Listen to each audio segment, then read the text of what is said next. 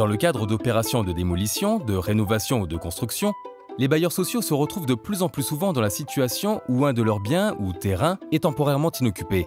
Alors que les locataires quittent progressivement le bâtiment et dans l'attente de sa réaffectation, les bailleurs peuvent mettre sur pied une opération dite d'habitat intercalaire.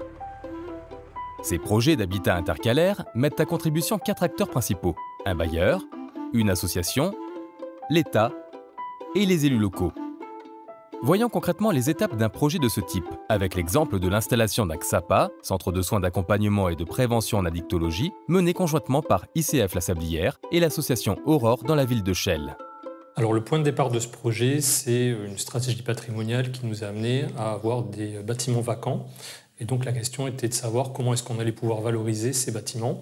On s'est tourné vers une association, et donc en l'occurrence vers l'association Aurore, qui a pu monter un dispositif d'utilisation de ces logements temporaires. L'association valide alors par une convention avec l'État le financement du projet d'hébergement, qui va garantir les engagements de chacun dans le projet. Le bailleur peut alors sereinement remettre les clés de son bâtiment à l'association, qui aura parallèlement défini en partenariat avec les élus le projet social le plus adapté à la situation. C'est tombé un moment où on était nous-mêmes à la recherche de déménager. Quand on a imaginé qu'on pouvait venir occuper des logements intercalaires sur Chelles, à aucun moment on avait imaginé qu'on aurait pu bénéficier de pavillons. Donc c'était une belle surprise d'avoir des pavillons avec des jardins, d'autant plus qu'on a eu la chance que sur 3 rues, 3 pavillons se libèrent et mitoyens par le jardin. Ce qui nous a permis de reconstruire un projet autour d'une dynamique collective autour de ces 3 pavillons et d'y mettre le lieu central du XAPA avec la continuité de service où on assure les soins continus pour les patients. Et les élus de la ville ont été sensibilisés de par les actions d'Aurore en allant sur des visites de terrain pour connaître le savoir-faire de l'association. Ça permet d'être rassurant et qu'ensuite tous les voyants se retrouvent au vert pour faciliter le développement de la structure. L'association investit alors le lieu avec les personnes hébergées et c'est tout son savoir-faire dans l'occupation temporaire d'un lieu qui permet une installation rapide et sereine pour accueillir au mieux le public. On a ouvert entre les pavillons pour donner les accès par les jardins, pour aller d'un pavillon sur l'autre. Ok. Donc avec les cheminements aussi, vous avez refait, c'est ça? Absolument, ouais. On a fait les cheminements sur ce pavillon, les cuisines et le réfectoire, des chambres aux étages. Sinon, les parties en rez-de-chaussée sont des parties communes. C'est bien, non? Oh oui. Super, très bien, on est très bien même. Est-ce que l'un d'entre vous pourrait nous faire visiter sa chambre? C'est là. Oui. Attention, hein. Ouais, dans la casquette. Bon, après, on a changé de disposition. Avant, il y avait un lit qui était là et un lit devant.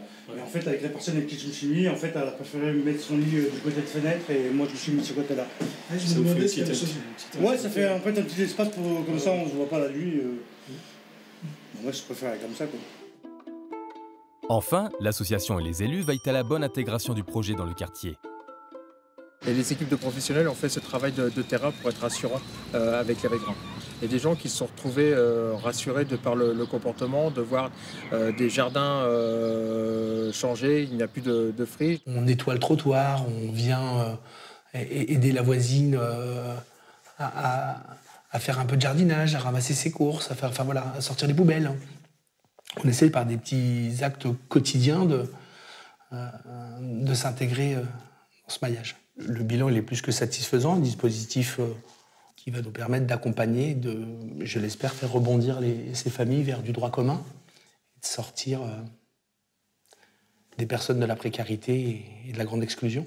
Dès le moment où on signe le contrat, on sait qu'il y aura une fin et donc on réfléchit dès le départ à une solution plus pérenne pour imaginer l'étape 2. Maintenant, sur le risque qu'on peut légitimement avoir de se dire ouais, mais est-ce qu'ils vont finir par sortir, l'expérience qu'ICF Habitat La Sablière possède montre qu'au travers des différents projets qui ont pu être réalisés depuis de nombreuses années d'habitat intercalaire, l'association respecte toujours les délais qui sont impartis. Au terme de la mise à disposition, l'association quitte les lieux, remis dans l'état prévu dans la convention, et le bailleur peut alors mener à bien les opérations qu'il avait prévu d'effectuer.